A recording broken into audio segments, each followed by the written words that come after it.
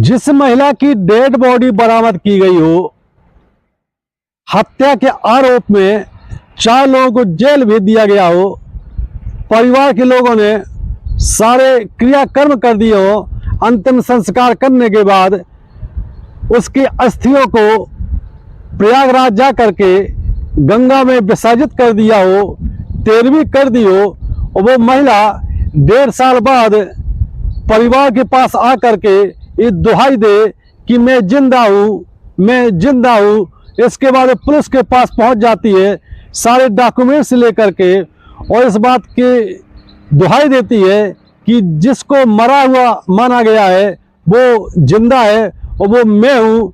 Police भी चकरा जाती है कि जिस महिला की डेड बॉडी बरामद की गई थी, आखिरकार वो महिला फिर कौन है। ऐसी है हमारी मध्य प्रदेश की पुलिस, जो कि सिर्फ और सिर्फ जरा सी शनाख्त होने के कारण किसी की डेड बॉडी को किसी का भी बता देती है, और परिजन भी ऐसे होते हैं जो जरा सी शनाख्त को लेकर के किसी परिजन को मरा हुआ मान लेते हैं और सारे क्रियाक्रम भी कर देते हैं। कहानी कहाँ से शुरू होती है और कहाँ पर खत्म होती है, आइए मामले की तह में चलते हैं। दरअसल 11 मार्च 2025 को थांदला पुलिस थाने में एक महिला अपने दोनों बच्चों को लेकर के, पति भी साथ में है, ससुराल वाले भी साथ में है, मायके वाले भी साथ में है, वो इस बात की दुहाई देती है कि मेरा नाम ललिता बाछड़ा है, मेरी उम्र 28 साल है, ये मेरा आधार कार्ड है, ये मेरा वोटर कार्ड है और मैं जिंदा हूं। पुलिस भी चकरा जाती है कि जिस महिला की 1.5 साल पहले डेड बॉडी बरामद की गई हो, ये महिला सामने आकर के बोलती है कि मैं जिंदा हूं। जब पुलिस ने और मामले की तहकीकात की तो पुलिस का सिर चकरा जाता है। दरअसल मंदसौर जिले, मध्य प्रदेश का एक जिला है मंदसौर, मंदसौर के पास में एक जगह पड़ती है गरोठ, गरोठ में एक पुलिस थाना क्षेत्र पड़ता है थांदला, थांदला के पास में ये गांव है। उस गांव में ललिता बाछड़ा नाम की एक महिला रहती है, खुशहाल जीवन जी रही है। उम्र उस समय इसकी लगभग 26.5 साल थी, अभी तो 28 साल है। इसकी शादी लगभग 10 साल पहले हुई थी।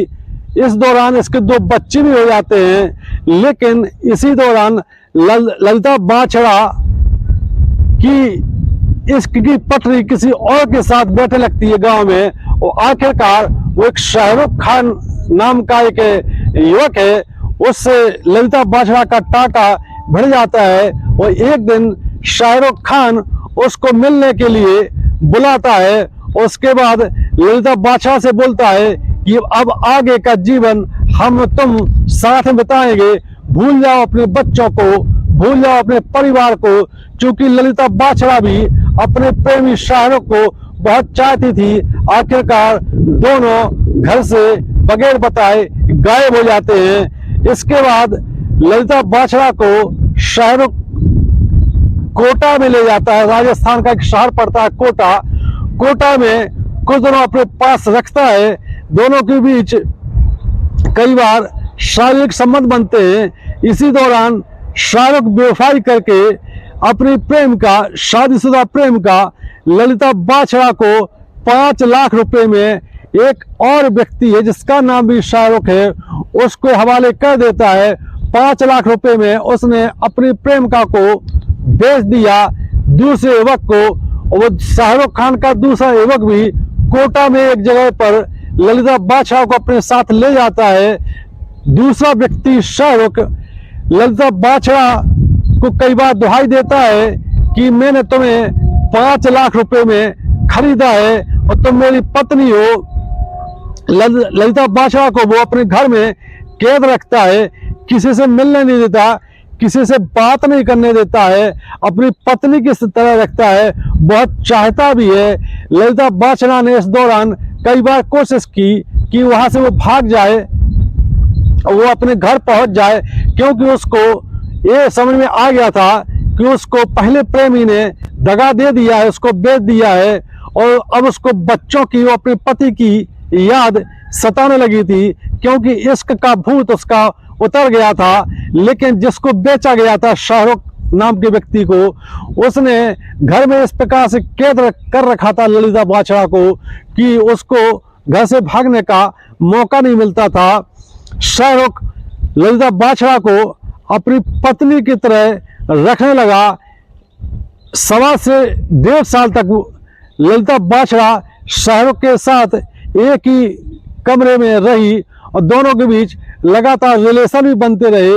एक दिन ऐसा भी आया, ये 10 मार्च 2025 की घटना है, 1.5 साल बाद, कि ललिता बाछड़ा को वहां से भागने का मौका मिल जाता है।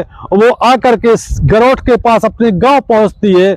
जैसे ही वो घर के सामने पहुंचती है, उसके बच्चे देखते हैं कि ये तो उसकी माँ है, लेकिन बच्चों को भी ये पता था कि उनकी माँ की तो मौत हो चुकी है।